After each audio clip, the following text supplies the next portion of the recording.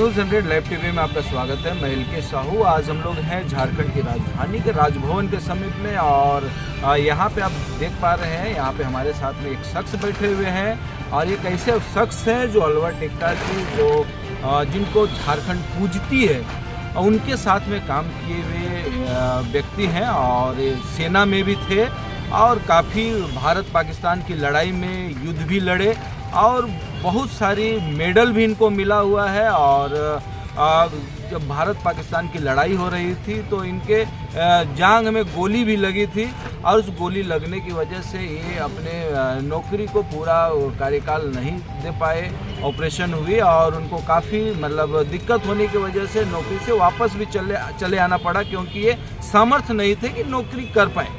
लेकिन सबसे बड़ी दुख की बात यहाँ पे ये आ रही है कि आज इनका गोली लगने के बाद से अगर आज का कार्यकाल को अगर हम लोग देखें तो आज तक का स्थिति कम से कम 50 साल बीत गया है। लेकिन सबसे बड़ी बात ये आ रही है कि आज तक सरकार के तरफ से बोलिए या फिर फौज की तरफ से बोलिए, इनको ना कोई पेंशन की सुविधा मिल पाई है और ना ही कोई ज़मीन मुहैया कर हो पाया है। जो सरकार की तरफ से कोई भी एक सैनिक की दृष्टि से जो भारत पाकिस्तान के युद्ध में जो एक कर्मठ लड़ाकू के तरह से देश के लिए लड़े और देश को एक सुरक्षा दिया, लेकिन आज इनको अपनी सुरक्षा के लिए राजभवन के समीप में अनशन पे आना पड़ा। और हम आपको बता दें, एक बहुत चर्चित बात हुई थी कि ये चाईबासा में अनशन पे 8 दिन से बैठे हुए थे, पिछले साल की बात है। तो 8 दिन अनशन पे बैठने के बाद जब वहाँ पे कोई बातें नहीं हो पाई, कोई वार्तालाप किसी से नहीं हो पाया, तब इन्होंने चाईबासा से लेकर के रांची तक पैदल मार्च किया था। 4 दिन में चाईबासा से लेकर के रांची तक इनका आने में टाइम लग गया था और इन्होंने रांची पैदल चल करके आया। और सबसे बड़ी बात है, उस टाइम में हम लोग के झारखंड के मुख्यमंत्री हेमंत सोरेन जी से भी इनकी मुलाकात हुई थी और बादल पत्रलेख जी से भी इनकी बात हुई थी। लेकिन उस समय आश्वासन इनको मिला था कि आपकी जो बातें हैं, जो मांग है, उसको बहुत जल्द हम लोग पूरा करेंगे और 10 दिन का टाइम भी इनको दिया गया था। लेकिन अभी तक 1 साल बीत गया है, इनको कोई उधर से कोई बातें नहीं मिल पाई। सिर्फ एक ज़मीन जो है उसको नामांकित कर दिया गया है, लेकिन इनके नाम से अभी तक वो ज़मीन नहीं मिल पाया। इसके लिए इन्होंने लोकल जो समन्वय में लिखित रूप से आवेदन भी दिया और उनसे वार्ता भी करने का प्रयास की, लेकिन कोई उचित बातें नहीं हो पाई। तो आज यहाँ हमारे साथ में मौजूद हैं राजभवन के समीप में, तो हम लोग उनसे आपसे रूबरू कराएंगे और इनसे समझने का प्रयास करेंगे क्या मूल मांगे हैं, सरकार से क्या वार्ता हो पाई थी और क्या कहना चाह रहे हैं सरकार से। सर, आज आप यहाँ राजभवन पे अनशन पे बैठे हुए हैं, सरकार से आपकी पिछली साल भी बात हो पाई थी, क्या बातें हो पाई थी और सरकार से क्या आश्वासन मिल पाया था, ये बताइए। हम जब आए चाईबासा से पैदल मार्च के, वहाँ पर हमने धरना लगाया था। ना डीसी आया, ना कोलन साहब पहुँचा, ना RLD से कोई हमारे पास नहीं बात करने नहीं आया। तो उसके बाद हमने सोचा तो इसमें कोई पैसा नहीं होने सकेगा। हम लोग पैदल मार्च करके चले आया, रांची पहुँचा, 4 दिन लग गया। उसके बाद 4 दिन लगने के बाद रविवार को पहुँचा था और सोमवार को हम लोग बुला लिए। तो बादल से पहले मिला था, बादल का पास पहुँच करके बादल वो कागज देख करके बोला कि बलमुद्दो आप 10 दिन तक क्यों रखे हैं, 50 साल हो चुका, आपको सरकार के पास ये आदेश करना चाहिए था। क्या आदेश करेंगे सर? तो उन लोग हमारा पास आता ही नहीं है बोलने के लिए। कम से कम तुम बोलते हैं या 2 दिन के बाद या 3 दिन के बाद, वो भी नहीं हो सका। तो पैदल आया, पैदल आने के बाद बादल के पास हम लोग बैठ हुए, उसके घर में रहा, सब कुछ हम लोग को दिया, खाना पीने सोने का सब प्रबंध कर दिया था। उसके बाद सोमवार का रोज़ हम लोग को हेमंत सोरेन ने कांड सरकार हमको बुलाया गया या तो चलने नहीं सकता था, तो डंडा का सहारा से चल रहा था। तो बोलता है कि आप किसी तरह से हमको पहुँचाइए, जो बुला रहा है। तो बोलता है कि आपका कॉल आ गया, अब चलिए, सरकार आपको बुला रहा है, झारखंड सरकार बातचीत करने के लिए। तो इसमें से 4 आदमी के ही पास बन गया था। 18 आदमी हम लोग ये थे, तो 4 आदमी के ही पास बना।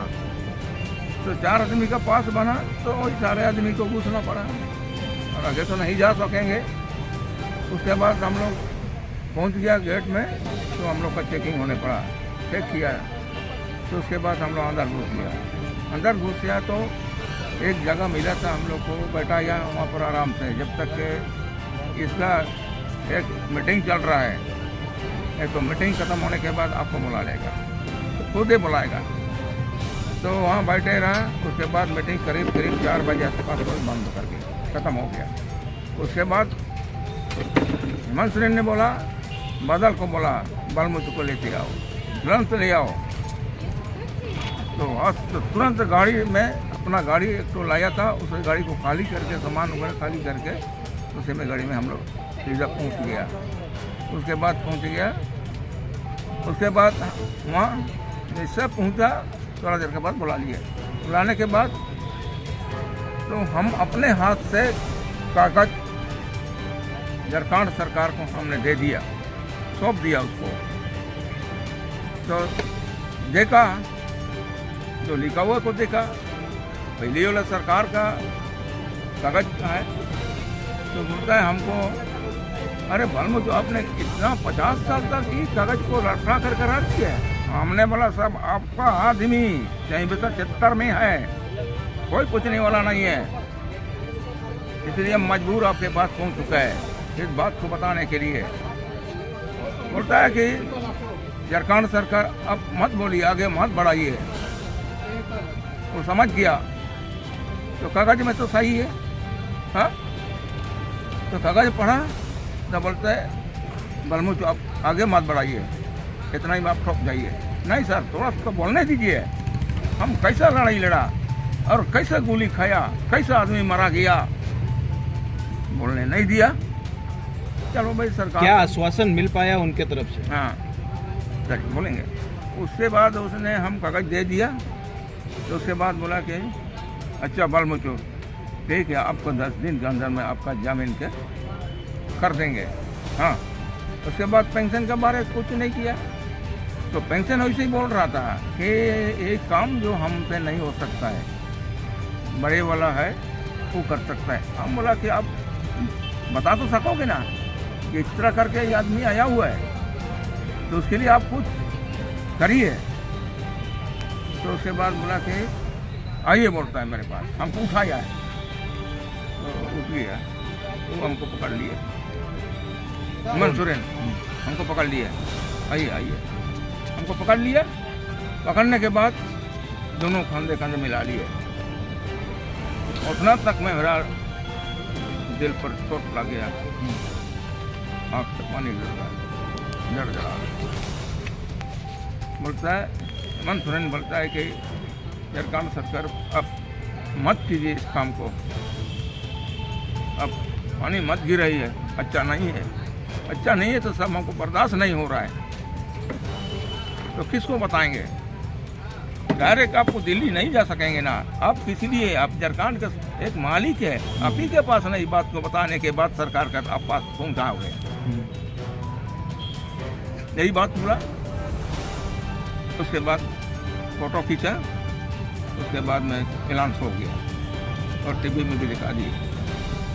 तो बहुत खुश हो गया लोग, आदमी सब वहाँ का रहने वाले जो मीटिंग में आया था, वो लोग बहुत खुश कर गया। ये ऐसा इतना अच्छा आदमी है यार, सरकार से इस तरह के कर रहा है और सरकार को इस हकीकत कर रहा है, क्योंकि लड़ाई लड़ा, बर्दाश्त नहीं कर सक रहा है, अपना जो फैसिलिटी मिलने था वो नहीं मिल पा रहा है, इसलिए यहाँ पहुँचा। तो उसके बाद हमको बुला के बादल को बोला, बादल हाँ सर, इनको 2 गाड़ी दे दीजिए, 2 गाड़ी दे दीजिए, इनको घर तक पहुँचा दीजिए। हम लोग को घर तक पहुँचाया, खाना भी खिलाया, सब कुछ किया, हाथ मिलाया बादल से। उसके बाद बोला, हम बादल को भी ये बात बता दिया था कि बादल आपने, ठीक ही बोल रहा है, हमने बोला बादल आपने इस सब काम किया तो क्यों नहीं हुआ? एक बार कहीं भी तो गया था कि नहीं गया था बादल, बताइए। गया था, अगला महीने की 3 महीने में गया था, हम वहाँ तो फिर मिला था, जैसा मिला तो दरवाजे पर घुस रहा था तो बोलता है अरे भानु ठीक है आओ बोलता है आओ ये तो चलो शुरू करेगा हमारे साथ बैठो। तो आपको अभी तक जमीन मिल पाई कि नहीं मिल पाई? नहीं, वही बात तो उसको हम बोला बादल को आपने जमीन तो इस तरह कर दी है, अरे मेरा ना कागज मिला ना मेरे को ना जमीन मिला ना मेरे को ना पेंशन मिला, तो मैं क्या जवाब देंगे सर? अब तो करना चाहिए इसको। तो अभी आप सरकार से क्या कहना चाह रहे हैं? वही कहना चाह रहे हैं, हमको फैसिलिटी चाहिए, फैसिलिटी चाहिए, फैसिलिटी चाहिए, पेंशन चाहिए और जमीन चाहिए और कागज चाहिए।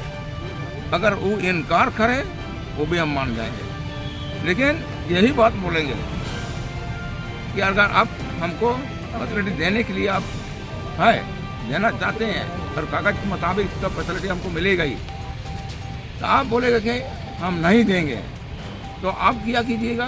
तो नहीं दे जाएगा तो हमको एक कागज लिख करके अपने कलम चला करके हमको हाथ में दे दीजिए। कौन कौन सा चीज के लिए आपको मेडल मिल पाया था? ये तो वही बांग्लादेश का भी मेडल मिला, हाँ, उसके बाद पाकिस्तान का 1965 का उसका भी मेडल मिला, रूबी स्टार मिला, वो तो देखना पड़ेगा ना अभी। देश का कौन सा मतलब युद्ध जो हुआ था या कौन सी लड़ाई में आपने देश का साथ दिया था? पहले तो 1965 का उसको भी दिया मेरे कमांडर, उसके बाद 1971 का लास्ट लड़ाई हुआ उसको भी दे दिया, वही मेन चीज़ है। उसके बाकी तो है पूर्व स्टार है, क्या स्टार है, जहाँ जहाँ हमने गया, नागालैंड का भी दिया, जहाँ जहाँ। आपकी फौज में कब नौकरी लगी थी, कब फौज में आप गए थे? हम 1963 में बहाली हुआ। 1963 में। और अल्बर्ट एक्का जी के साथ में आप कब काम किए थे? ये बांग्लादेश की लड़ाई में। बांग्लादेश की लड़ाई में वो दूसरा साइड में और हम दूसरे साइड, बोले जागा ने सरकार बाहर दी है, पलना रेजिमेंट यहाँ से अटैक करेगा, और पलना रेजिमेंट ऐसा हम लोग अकेले नहीं थे, पूरा इंडिया का जितने फौज को ले आया था उससे मिलकर हम लोग अटैक किया। तो अल्बर्ट एक्का गुजर गया, वहीं गुजर गया, तो उसके बाद हमारा हालत भी वही हाल हुआ। तो इसीलिए अभी हम अल्बर्ट एक्का से थोड़ा साथ मांगेंगे, क्योंकि मेरा आदमी है, हमारा ही ग्रुप में था, यही सवाल करेगी अभी आपको कब का लड़ाई जो हुआ था उसमें और कहाँ पे आपको गोली लगी थी? हमारा गोली लगी थी 1971 का एक जांग में, जो कमर के थोड़ा नीचे, और उसमें ठीक से हम बात करेंगे। अब तक हम ठीक से नहीं कर पाते, 10 कदम जाएंगे तो बढ़ जाएंगे। हमें मजबूरी है, इसलिए हम ऐसे चलता रहते हैं। और मेरे पास कोई गाड़ी ना घोड़ा है, कहीं जाएंगे तो गाड़ी। तो आप इसके लिए विभाग को कोई पत्राचार किए थे, कोई बातचीत हो पाई थी आपको? फौज के विभाग से कुछ बात हुई थी? चाईबासा में कोई बात हुआ था, उसके बाद चकलदरपुर में बात हुई, उसके बाद यहाँ तो नहीं, यहाँ तो बातें नहीं करने दिया। अच्छा, हाँ, वो भी चकलदरपुर में तो शाम को हो गया। हाँ, वहाँ भी आपके जैसा आदमी लोग है कि बोलता है कि लोग नहीं शाम हो गया, अभी इसको रहने दीजिए, आराम करने दीजिए, पैदल चला है। तो वहाँ हम लोग को एक जगह मिल गया, वहाँ हम लोग को हो गया। तो हम लोग दूसरे बार सुबह हम लोग अपना नाश्ता करके एडवांस करना शुरू कर दिया। ओवर ब्रिज को प्रस्ती आना है, ओवर ब्रिज तक हम चलता रहा, धंधा का सारा चलता रहा। ओवर ब्रिज पार हो गया इधर, तो वहाँ हमको घेर लिया, वहाँ घेरा। आपका परिचय बताइए। हाँ, आपका परिचय बताइए। हमारा परिचय तो भोदना बाल में, तो कहाँ घर हुआ आपका? हमारा खुदा तो पंचायत में, जिंक पानी, पोस्ट ऑफिस जिंक पानी, थाना जिंक पानी, खुदा तो पंचायत। डिस्ट्रिक्ट क्या पड़ता है? हाँ। डिस्ट्रिक्ट कौन सा है? जिला जिला पश्चिमी सिंहभूम। पश्चिमी सिंहभूम। पश्चिमी सिंहभूम।